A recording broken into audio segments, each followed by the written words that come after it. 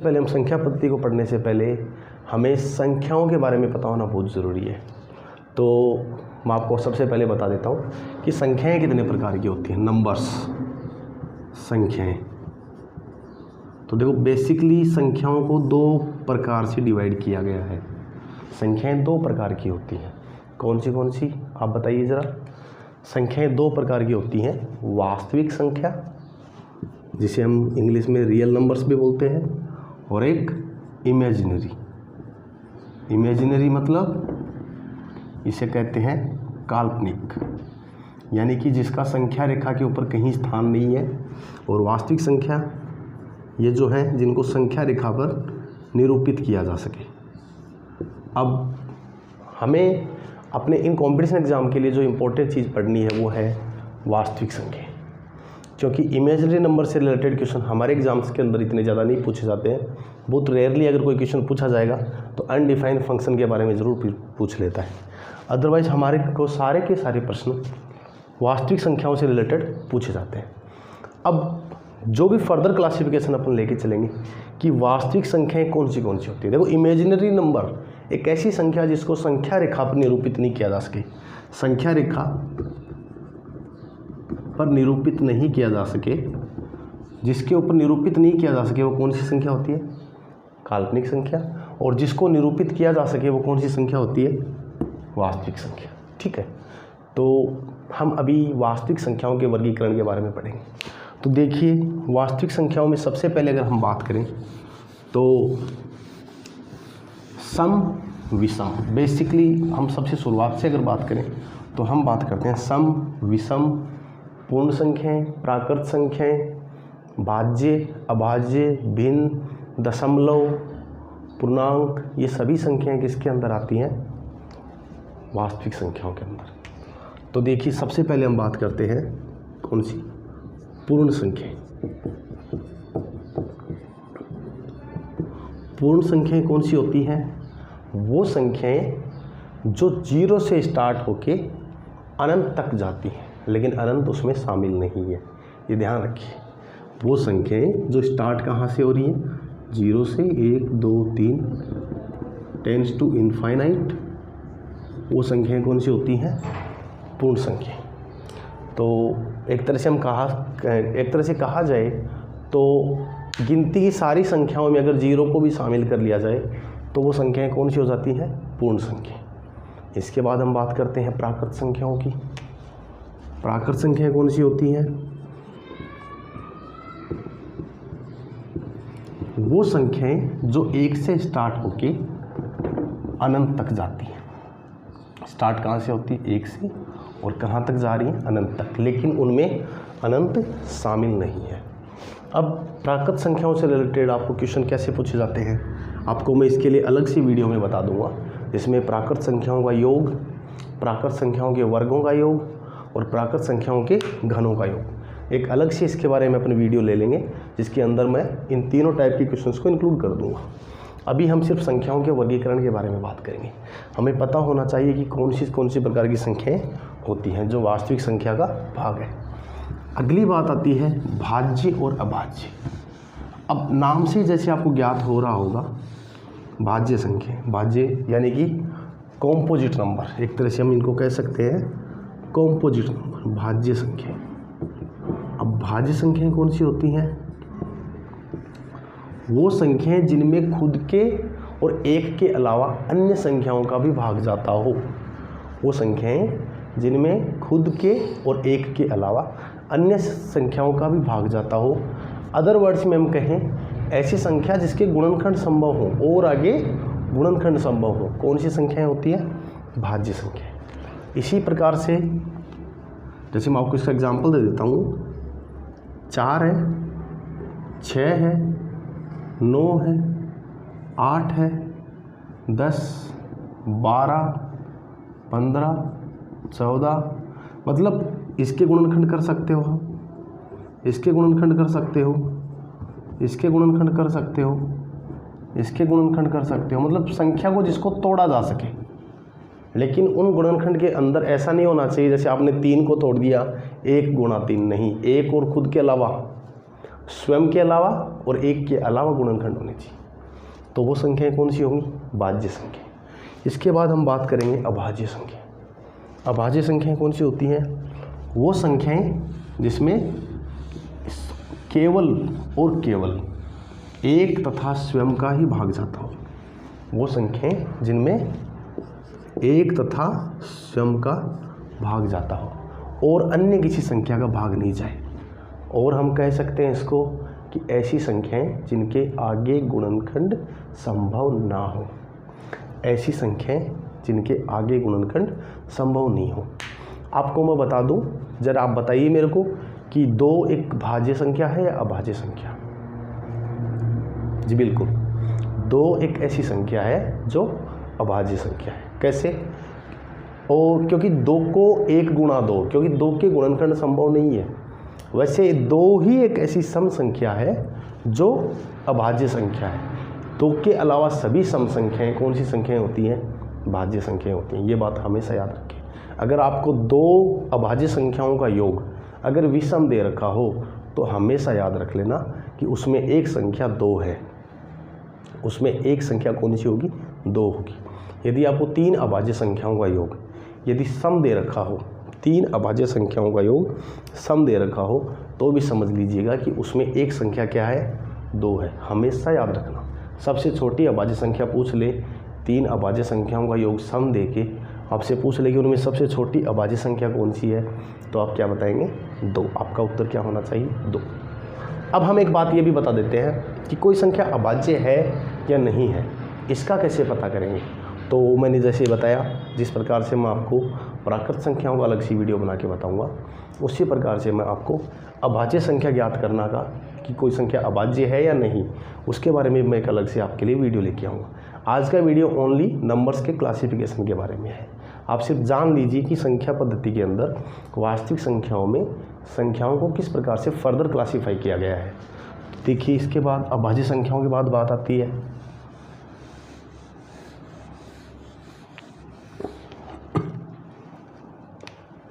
सह अभाज्य संख्या। सह अभाज्य संख्या, देखिए सह अभाज्य संख्याओं के बारे में बात करें, जिसको अपन इंग्लिश में बोलते हैं को प्राइम नंबर। को प्राइम नंबर, को प्राइम नंबर्स। तो को प्राइम नंबर्स कैसे पता करेंगे हम? होती क्या है? सह अभाज्य संख्याएं ऐसी होती हैं जैसे किन्हीं 2 संख्याओं के बीच में, किन्हीं 2 संख्याओं के बीच यानी किन्हीं 2 संख्याओं का अगर HCF 1 हो तो वो दोनों संख्याएं हमेशा आपस में क्या होंगी?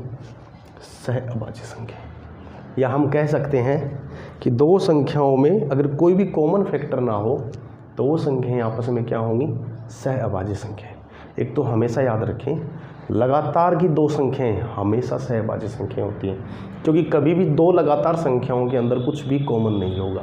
जैसे आपने बोला 3,4, क्या ये सह अभाज्य संख्याओं का पेयर है?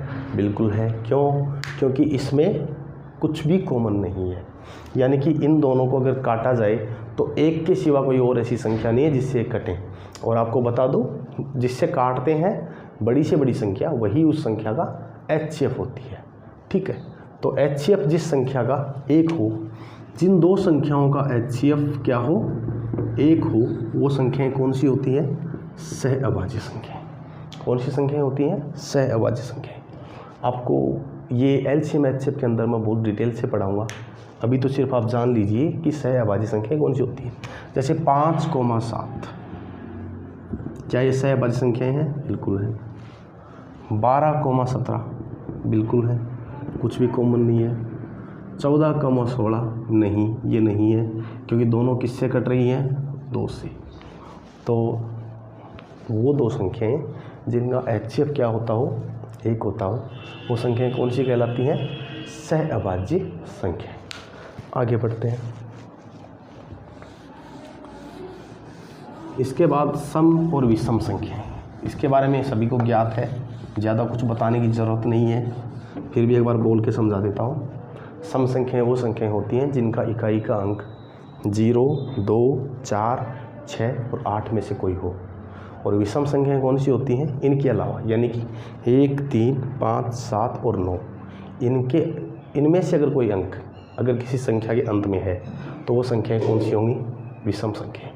तो सम संख्याओं और विषम संख्याओं के बारे में सिर्फ आपको इतना ध्यान रखना है, जिसको भी गणित की परिभाषा पता है वो सम और विषम संख्याएं तो अच्छी तरह से जानता होगा। ठीक है, आगे हम बात करते हैं दशमलव संख्याएं।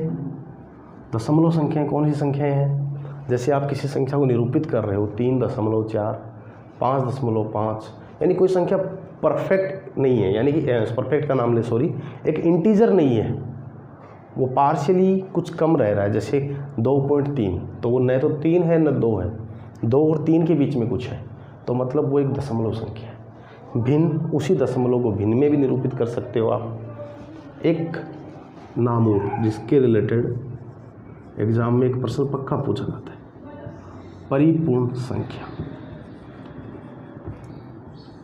जैसे परिपूर्ण संख्या किसे कहते हैं, एक सिंपल सा एग्जांपल मैं आपसे पूछ लेता हूँ कि निम्न में से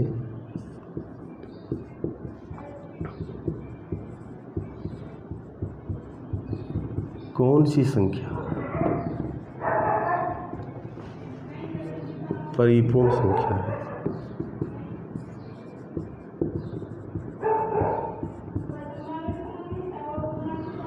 ऑप्शन ए है आपके पास 2, ऑप्शन बी है आपके पास 5, ऑप्शन सी है आपके पास 6, ऑप्शन डी है आपके पास 8। कि इनमें से परिपूर्ण संख्या कौन सी है।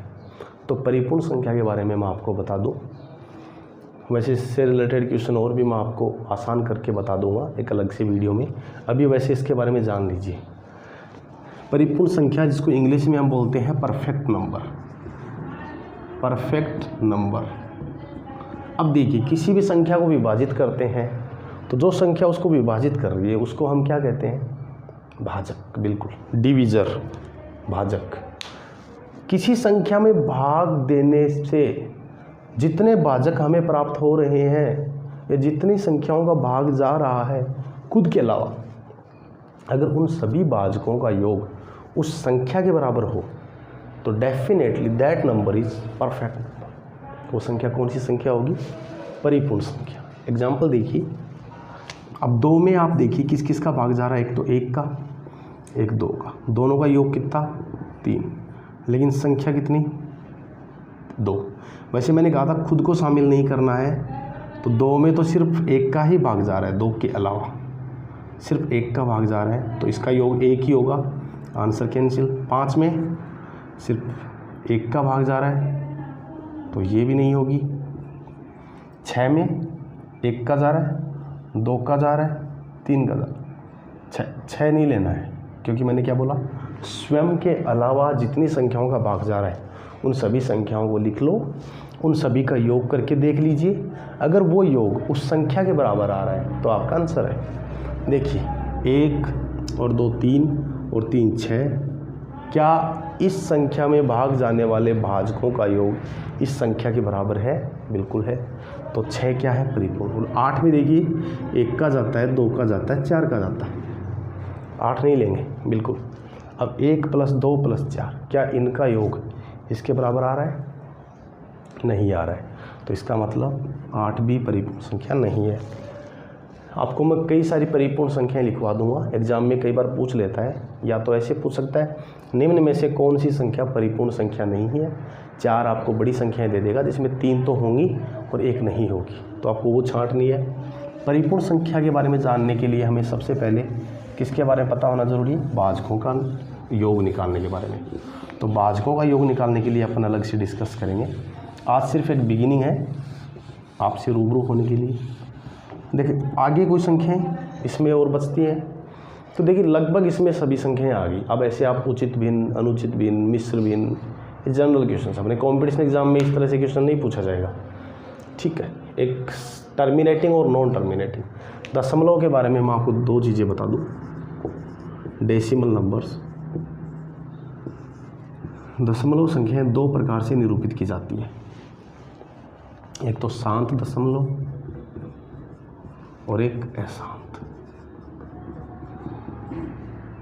ठीक है। इसको अपन एक तरह से कहें तो टर्मिनेटिंग कह सकते हैं, और इसको अपन कहें तो नॉन टर्मिनेटिंग, यानी कि ये टर्मिनेट हो ही नहीं रही है।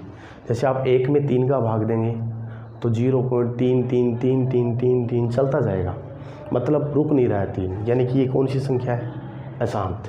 और जैसे 1 में 4 का भाग देंगे तो 0.25 आएगा, वो संख्या कौन सी है, शांत। तो आप हमेशा ध्यान रखिएगा टर्मिनेटिंग और नॉन टर्मिनेटिंग नंबर कौन सी होती है। अब देखो नॉन टर्मिनेटिंग 2 तरह से डिवाइड किया गया है। एक तो ऐसे कि भाई जैसे 1 में 3 का भाग दिया तो 0.33333, यानी 3 की क्या हो रही है, आवर्ती यानी रिपीटेशन। तो एक तो आवर्ती और एक अनावर्ती, यानी कि रिकरिंग नंबर्स एंड एक नॉन रिकरिंग। तो रिकरिंग नंबर्स कौन सी, जिसके अंदर कोई नंबर बार बार रिपीट हो रही है, जैसे 1 में आप 3 से डिवाइड कर रहे हैं तो, और जहाँ रिपीट नहीं हो रही है वो अनावर्ती। इसमें एक स्पेशल केस आएगा बार, जैसे आपने 1 में 3 का भाग दिया तो इसको लिखा 0.333, तो इसको आप 0.3 बार भी लिख सकते हैं। तो बार से रिलेटेड एक अलग से वीडियो मैं आपके साथ डिस्कस करूँगा, वहाँ हम बात करेंगे दशमलव संख्याओं में, अशांत संख्याओं में, आवर्ती संख्याओं की, ठीक है। अब देखिए इसके बाद मैंने कहा था काल्पनिक संख्या। काल्पनिक संख्याएं कौन सी होती हैं, हमारे एग्ज़ाम में कभी नहीं पूछी जाती, ये स्पेशली इंजीनियरिंग एंट्रेंस एग्ज़ाम या एनडीए, एयरफोर्स, इनके जो क्वेश्चन एग्ज़ाम आते हैं 11th-12th की मैथमेटिक्स की बात करें तो उसमें जो कॉम्प्लेक्स नंबर का पोर्शन है वो इसी में ही आता है, इमेजिनरी। और इमेजिनरी नंबर्स का अपने लिए यहाँ पे कोई रोल है नहीं, तो हम इसको यहाँ पे डिस्कस नहीं करेंगे। अब आगे की वीडियो में मैं आपके सामने डिस्कस करूँगा किसी संख्या के अभाज्य होने का हम पता कैसे करेंगे, ठीक है। इस वीडियो को शेयर कीजिए सभी अपने दोस्तों के साथ जो कंपटीशन एग्ज़ाम की तैयारी कर रहे हैं, और आपका सहयोग इसी प्रकार से मिलता रहा